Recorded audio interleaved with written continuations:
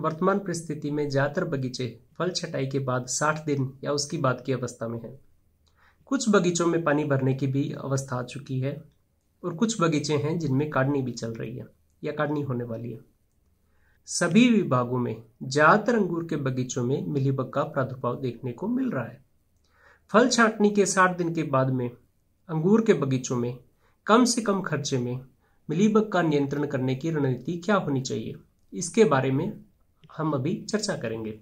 पानी भरने की अवस्था से पहले बुप्रोफेजिन 25% SC का 1.25 मिली 1 लीटर पानी के हिसाब से मुख्य तना, जिसे हम खोड़ कहते हैं, और कोर्डोन्स, जिनको हम वलांडा कहते हैं, को अच्छे तरीके से धो के निकालना है।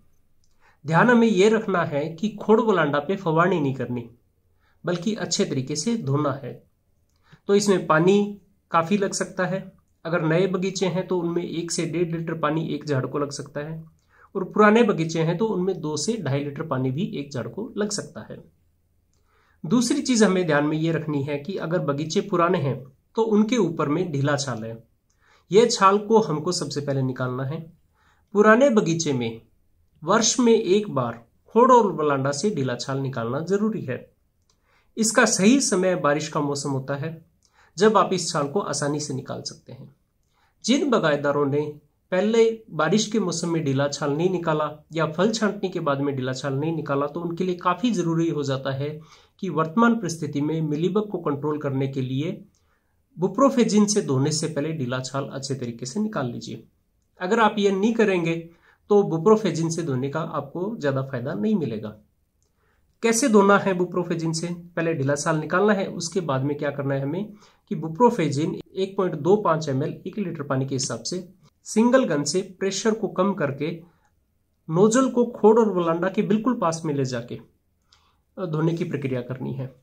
अगर आप ऊपर से नीचे की तरफ में उसको धोएंगे, जैसे ऊपर से नीचे की तरफ में अगर आप स्प्रे को लेके आएंगे तो आपको औषध कम लगेगा।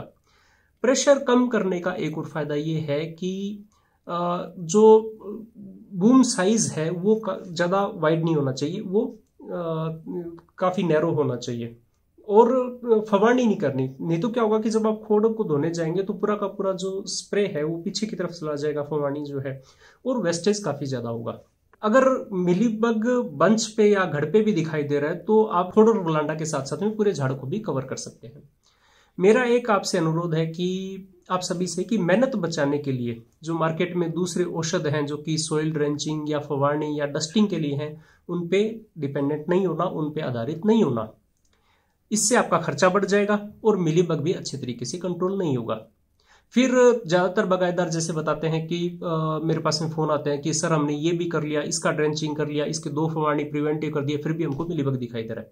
क्यों दिखाई दे रहा है? क्योंकि उस प्रिवेंटिव ड्रेंचिंग की और प्रिवेंटिव फवारनी की जरूरत ही नहीं थी। वो अननेसेसरी खर्चा है और एफर्ट है जो हमने हमारे बगीचों के अंदर में किया है। जो हमको सही में करना चाहिए वो मैं आपको इस वीडियो में बता रहा हूँ कि बुप्रोफेजिन से खोड़ वलांडा को अच्छे तरीके से धोना है। पहले साल निकालना है, फिर अच्छे तरीके से धो के निकालना है। ये सिंगल एप्लीकेशन ये डिटरमाइन करेगा कि आपके आने वाले टाइम में मिलीबग कितना रहेगा बगीचे के अंदर में। बुप्रोफेजिन का जो प्री हार्वेस्ट इंटरवल है वो 65 दिन का है। 65 दिन का अगर आप प्री हार्वेस्ट इंटरवल मेंटेन नहीं कर पा रहे तो उसके पश्चात हमको मिलीबग कैसे कंट्रोल करना है, उसके लिए हमारी रणनीति क्या होनी चाहिए। तो पानी भरने की अवस्था से पहले हमने बताया कि बुप्रोफेजिन से अच्छे तरीके से खोड़ वलांडा को धोना है। हमें इसके बाद में हर 10 दिन बाद में बगीचे के अंदर में जाना है। जो भी झाड़ जिसके अंदर में मिलीबग का प्रादुर्भाव है, ऐसे झाड़ को मार्क करना है, रिबन से टैग कर सकते हैं आप। इस झाड़ के ऊपर में अगर ढीला छाल बच गया है तो उसको निकाल दीजिए। फिर पूरे झाड़ को अच्छे तरीके से इस बार प्रेशर के साथ में सिलिकॉन बेस्ड सर्फेक्टेंट जो है, जैसे कि शोर ब्रेक थ्रू या सिल्वेट, जो भी आपको अच्छा लगे वो आप ले सकते हैं। 0.3 मिली 1 लीटर पानी के हिसाब से सिंगल गन से प्रेशर से अच्छे तरीके से पूरे झाड़ों को धो के निकालना है। इसके बाद में हम क्या कर सकते हैं कि इससे ये एप्लीकेशन करने के बाद में हमको उन्हीं झाड़ को स्पॉट एप्लीकेशन करना है जहां पे मिलीबग दिख रहा है, और उन्हीं झाड़ को सर्फेक्टेंट से धोने के बाद में हमको साफ पानी से भी धोना है एक बार। ये प्रक्रिया अगर आप हर 10 दिन में करेंगे तो काढ़नी के टाइम में आपको काफी कम ऐसे घर दिखेंगे जिनमें आपको मिलीबग दिखाई देगा, और कम से कम खर्चे के अंदर में आप मिलीबग को कंट्रोल कर सकते हैं। स्पॉट एप्लीकेशन ध्यान रखना है कि हमको हर 10 दिन बाद में करना है। एक और जरूरी बात जो कि हमको ध्यान रखनी है वो ये है कि ऐसे घड़ जो वलांडा या खोड़ को टच कर रहे हैं, उनको स्पर्श कर रहे हैं, उनको निकाल देना है, क्योंकि ये मिलीबग के लिए ब्रीडिंग ग्राउंड का काम करते हैं। मिलीबग कंट्रोल करना काफी आसान है, पर हमने सही विधि नहीं अपनाकर गलत औषध का प्रयोग करके मिलीबग को कंट्रोल करना काफी मुश्किल बना दिया है। जिन औषध का प्रयोग नहीं करना है उनका प्रयोग ज्यादातर बगायतदार किए जा रहे हैं और अपना खर्चा बढ़ाए जा रहे हैं। मिलीबग नियंत्रण सिर्फ जब मिलीबग घर पे आता है उसी टाइम में कंट्रोल करने की प्रक्रिया नहीं है। मिलीबग नियंत्रण पूरे साल की प्रक्रिया है, पूरे वर्ष भर आपको काम करना है मिलीबग के लिए।